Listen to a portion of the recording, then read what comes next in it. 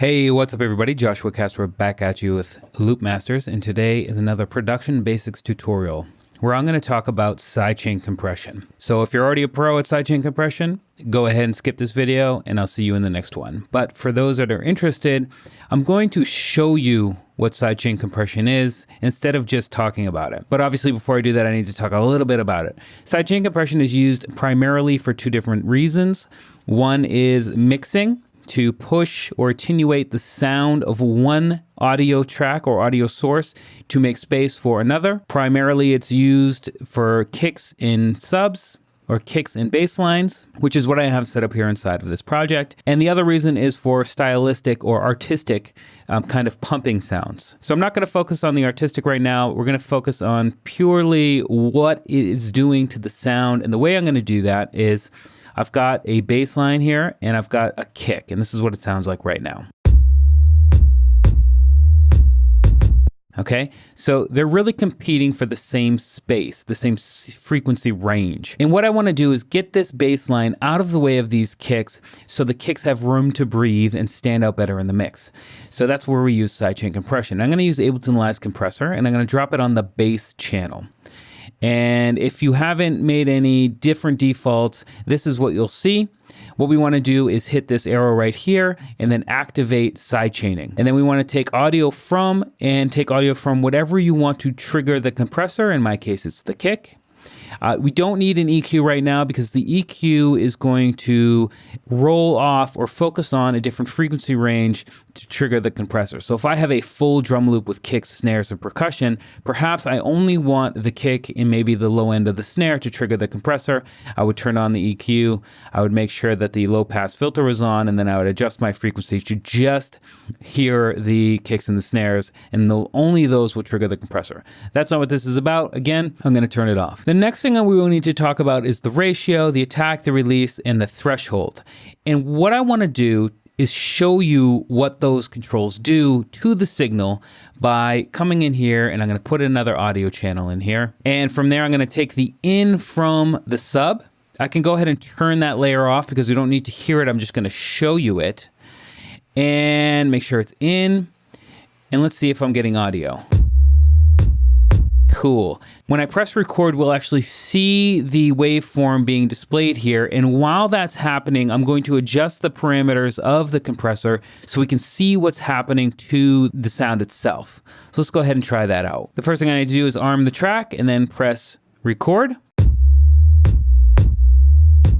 So this is the basics right here. If you zoom in, you can see that where the kick is happening, the audio from the bass line is being attenuated. This is the original, and this is what it is now. So if I come into the compressor here and adjust the ratio, let's see what happens. Right now, you can see that it's going from this big to this big. And if I take this ratio and go to infinity, we should see this completely go away. All right, so it's completely gone away. You can see that a little bit is coming back, and that's because of the release time. So if I pull up this release time, you can see that I've gotten rid of that. And that's what the release time does. So the attack is how quickly the attenuation happens. If you look here, we're at 0.01 milliseconds. Look how fast the attenuation happens. So it's happening actually before the first peak of that first transient there, which is perfect, right? That means that we're getting that ducking to happen right when the bulk of this kick is happening. And that's perfect. Look at how long the release now is though. We're actually going to get a lot of attenuation of that bass line when there isn't even a kick happening. So what we could do is, again, let's go ahead and, you know what, I'm going to zoom in a little bit more on this so we can see a little bit better. And let's see what happens when we adjust the release time to make it a little less or a little less long.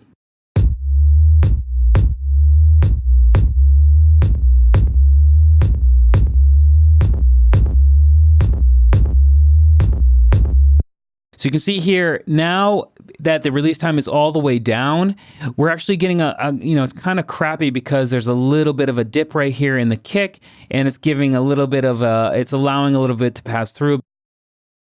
And that has to do with the threshold. Perhaps we can get rid of that with the threshold.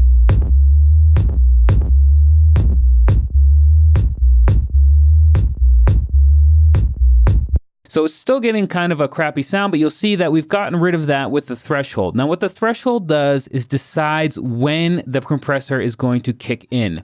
So if we look here at the audio waveform of this kick, you'll see that part of the waveform right here is actually pretty quiet, and then it gets louder again. So by using the threshold, I pulled it down so even this part, this little bit of audio still catches the compressor and activates it.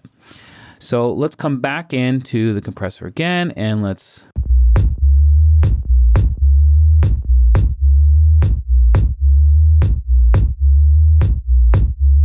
So now pulling up the release time to 15 milliseconds is giving us a nice smooth transition. There's no more of that crackliness. We're still, I mean, it's still getting, it's still coming in a little bit later than the kick, but I'm telling you, that sounds really good. It sounds much better than it did before. There's no crackliness, and that's because we've adjusted the threshold, we've adjusted the ratio, and so on and so forth. Okay, and the last thing I want to point out here before I jump out of this video is the difference between peak and RMS.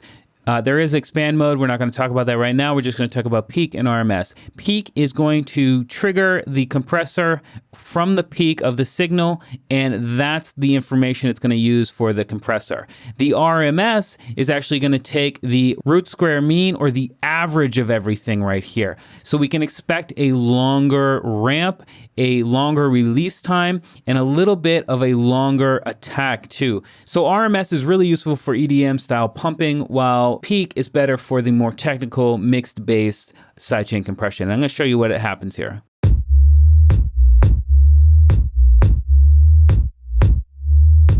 So you can hear the difference and you can see the difference here.